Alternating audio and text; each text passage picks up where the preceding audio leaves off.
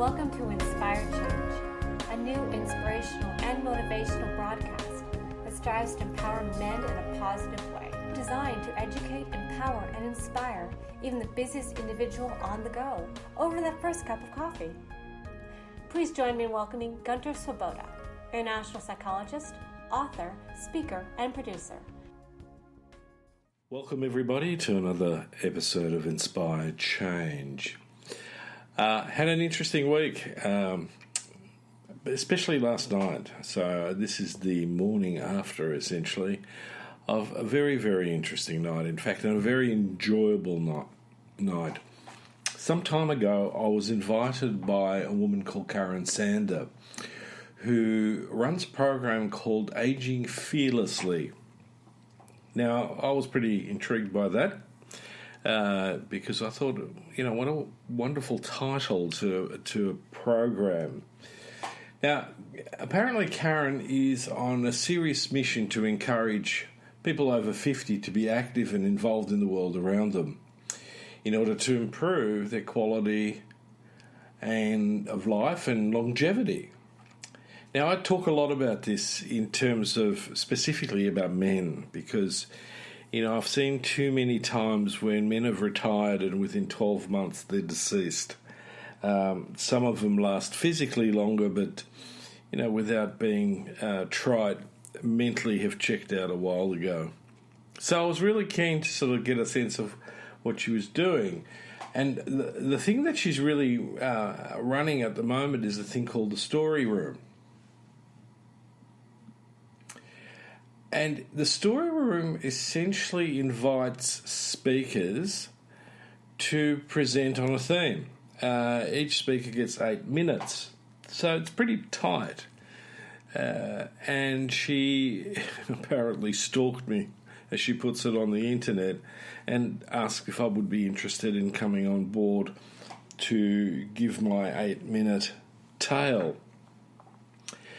Now, what she does with the evening, she has a particular theme running. And so the theme of this evening was turning points. Now, it grabbed my attention. I just couldn't help go, this is really interesting. Because, again, with my work with men and boys, is the issue about turning points often come up, but it's never quite...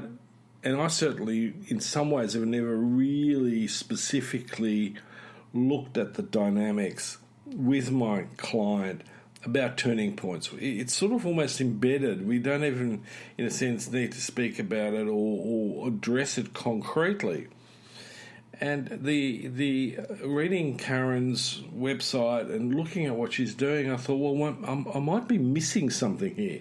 That this, in fact, could be a really valuable topic on the whole change process and inspiring change, because essentially Karen's mission is similar to mine in the sense that she, like me, is trying to encourage and inspire change in people. Do something different and, feel the fear and do it anyway, as a famous title of a book on dealing with anxiety says. Most of us are bound too tightly by our own fears and anxieties, and we tend to catastrophize those even further. So it's a bit like, being fearful but on steroids. So what I thought I'd do in this particular podcast is, in fact, share with you my fundamental turning point, what led me to do what I do. And, by all means, with Karen's work, please go to her website, agingfearlessly.com. Doesn't matter if you're overseas. This is the beauty of the internet, is that we can take on board material from all over the globe. And all of us have something to offer, and especially all of us have a story to tell. And, each time a client comes into my office, essentially my starting point with that person is their story. tell me what brings you here to see me. And then the other stuff is about what would you like to get out of it. But fundamentally, it is about their story and how they want to write the next chapter or chapters in their life. So really, very, very integral part. So let me share with you my story, which essentially begins in Vienna, Austria. Now, I literally grew up a few hundred metres away from Siegfried Freud's house, so I always found that quite ironic in a sense, prophetic. Well, who knows? Certainly my mother told me a lot about him, but also in the context that he was Jewish, and Jewish people were being persecuted in World War II and prior to that, and it was a shameful period in Austria's and Germany's history. But I also got the story from my mother about the fact that this was a brilliant man. So somehow this must have sunk into my subconscious, because I don't remember thinking about him in any serious capacity until much, much later. Now, I was a typical inner city kid. Vienna is a beautiful city. It is often voted one of the best cities in the world to live in. But one of the attractions to it is that it's absolutely steeped in history and culture. And, neither of my parents were too backward in coming forward in instilling in me, the social, historical and cultural legacy that was endowed in living in a place like Vienna. Yet somewhere along the way, my mum and dad had the idea that perhaps the grass is greener on the other side, and it so happened to be on the other side of the world. So in 1970, I found myself at the age of 12 sitting in an aeroplane and heading towards Australia. I was leaving school and getting transplanted in a completely different culture and landscape, as well as education system. Now, at the time, I didn't think about any of this too deeply. To me, it was just this fantastic adventure, and I was into adventures. I was this 11, 12-year-old boy who read deeply in the sort of adventure literature for boys and girls at the time. So fundamentally, the idea was, well, what could go wrong with a move like this? Well, there were a few things. One of the things I missed in my enthusiastic anticipation of this new and exciting venture in my life was at school I was learning French and Latin, not English. Australia is an English-speaking country. So this became particularly formative as I'm trying to get into school. And the way that it happened was that we arrived in Sydney on a warm, sunny July day. Our friends had a house overlooking Newport Beach in the Reef, and it was just stunning. And our first sort of meal together was a picnic on the beach, essentially. And despite being July, I thought it was nice and balmy and warm, and the water wasn't too bad. So I, in fact, had my first encounter with the ocean.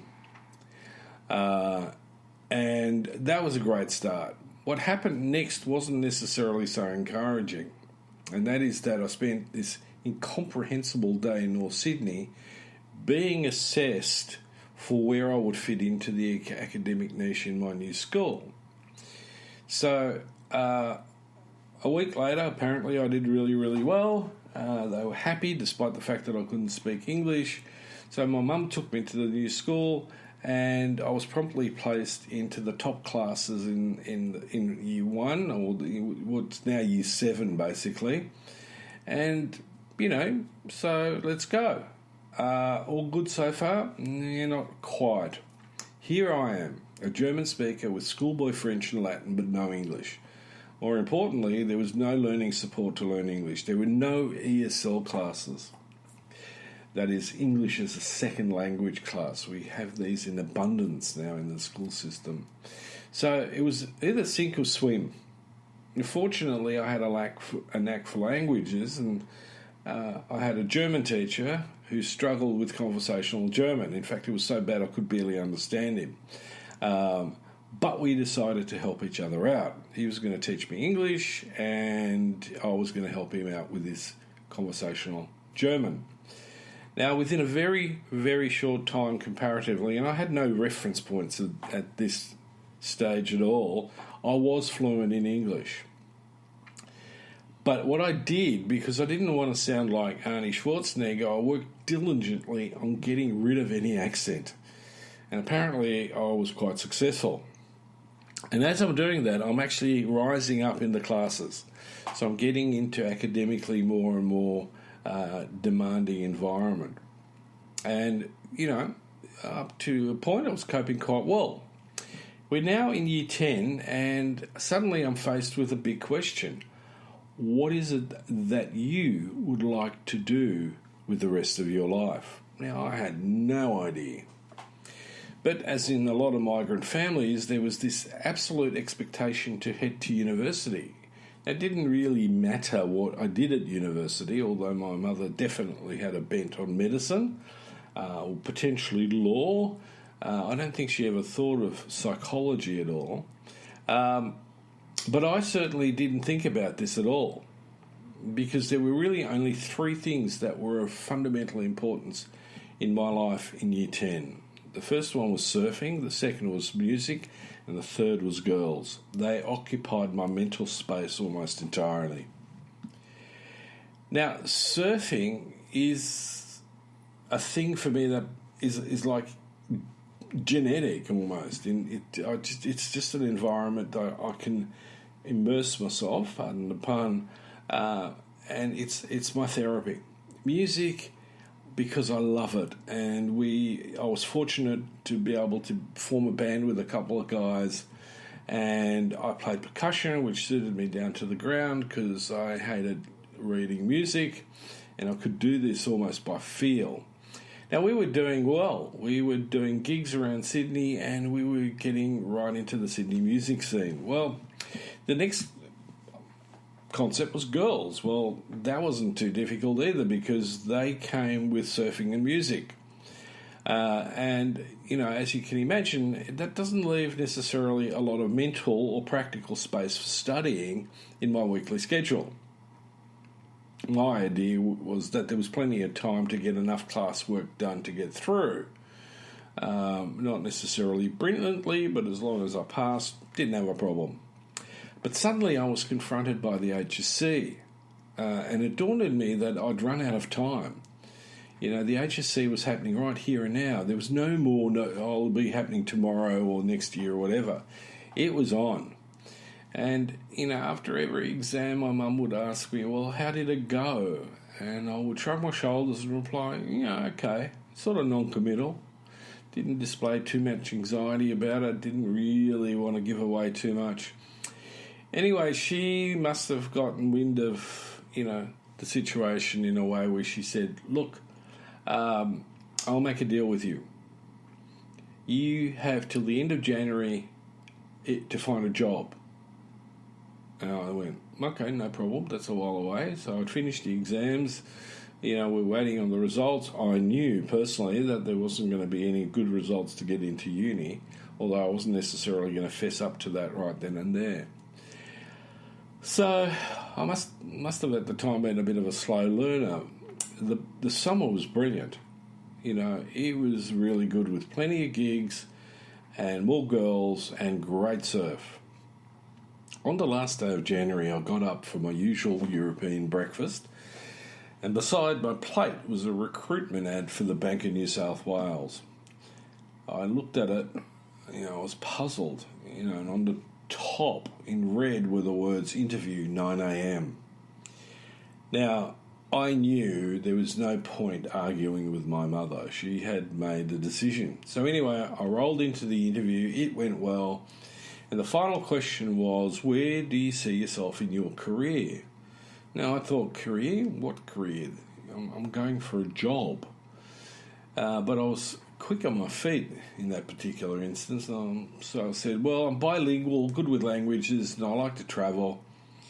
I think foreign exchange is where I'd like to be.